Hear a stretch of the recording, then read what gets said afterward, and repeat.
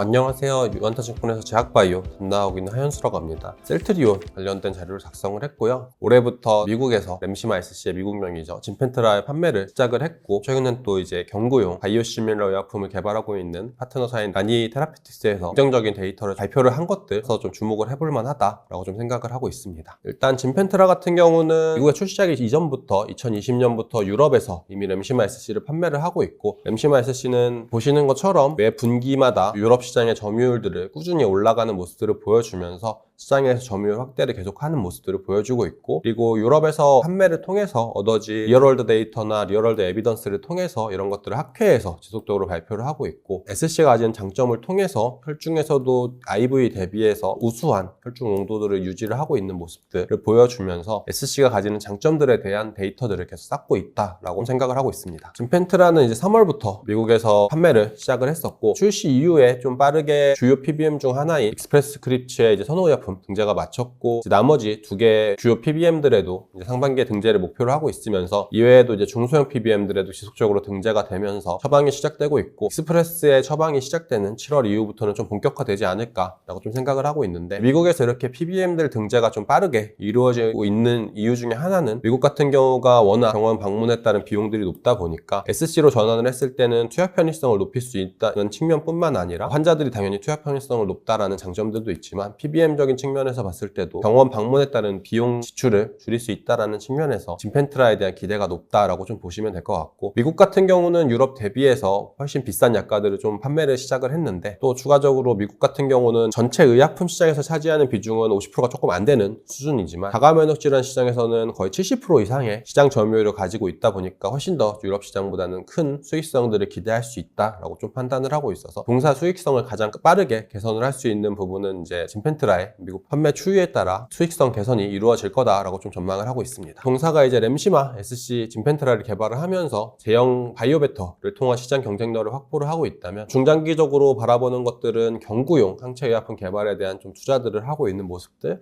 그리고 거기에서 좀 좋은 모습들을 보여주고 있다라는 것들인데, 작년 초에 동사는 이제 미국의 라니 테라피틱스라고 하는 바이오텍과 공동개발 계약을 체결을 했었고, 이제 공동개발 품목 같은 경우는 스텔라라랑 휴미라 바이오시밀러에 대한 것들을 경구용 제품에 대한 개발들에 대한 공동개발 연구를 계약을 체결했었고, 라니 테라피틱스가 하는 기술 같은 경우는 라니필이라고 하는 기술인데, 캡슐 내에 마이크로니드를 통해서 경구를 흡수를 한 뒤에 소장에서 캡슐이 분해가 된 이후에는 마이크로니들이 소장 내벽에 주사가 되면서 약물이 체내로 전달이 될 수 있다라는 기술이고, 소장 내벽에 마이크로니드를 통해서 주입을 하다 보니까 기존의 경구용 기술들과 다르게 사실상 주사제와 비슷한 효과들을 좀 기대를 할 수 있다라는 장점들을 가지고 있었는데, 라니 테라피틱스가 3월에 경구용 스텔라 시밀러의 임상 1상 결과를 공개를 했었고, 피하 주사 대비해서 84%라는 우수한 생체 이용률을 보여주면서 향후에 이제 개발 가능성을 좀 보여줬다라고 보고 있습니다. 그리고 추가적으로 별다른 안전성 문제들도 발생하지 않으면서 안전성적인 우려들도 현재까지는 특별히 나타나지 않고 있다라고 좀 판단을 하고 있습니다. 바이오시밀러 시장 자체가 현재 이제 다수의 기업들이 경쟁을 하고 가격 경쟁을 하면서 시밀러 시장의 경쟁이 심화되는 모습들을 보여주고 있고, PBM 중 하나인 CVS 같은 경우는 포다비스라는 자회사를 설립을 하면서 자체적인 시밀러를 도입을 하겠다라는 것들도 시밀러 시장에서는 경쟁이 심화되는 요인 중에 하나다라고 좀 보고 있는데, 공사 같은 경우는 이제 진펜트라를 통해서 IV 제형만 있던 시장에 SC 제형을 들고 나오면서 제형의 경쟁력들을 한층 더 강화를 시켜서 시장 지배력을 높여가고 있다면, 중장기적으로는 경구용 제형에 대한 것들도 시장에서의 경쟁력을 확보할 수 있는 요인이다라고 좀 보고 있어서, 단기적으로는 진펜트라의 실적이 동사 수익성을 개선을 시켜줄 거고, 중장기적으로는 경구용 시밀러에 대한 가능성들을 타진을 하면서 바이오 시밀러 시장에서의 높은 시장 경쟁력은 장기간 좀 유지를 가능하지 않을까라는 좀 전망을 하고 있습니다. 얼마 전에 이제 1분기 실적을 발표를 했었고, 1분기 실적 같은 경우는 매출액은 우수한 모습을 보여줬지만 PPA 상각비나 아니면 기존의 셀트리온 재고의 높은 가율로 인해서 영업이익 같은 경우는 150억 원 정도 수준을 기록을 하면서 전년 대비해서 많이 감소를 했었는데,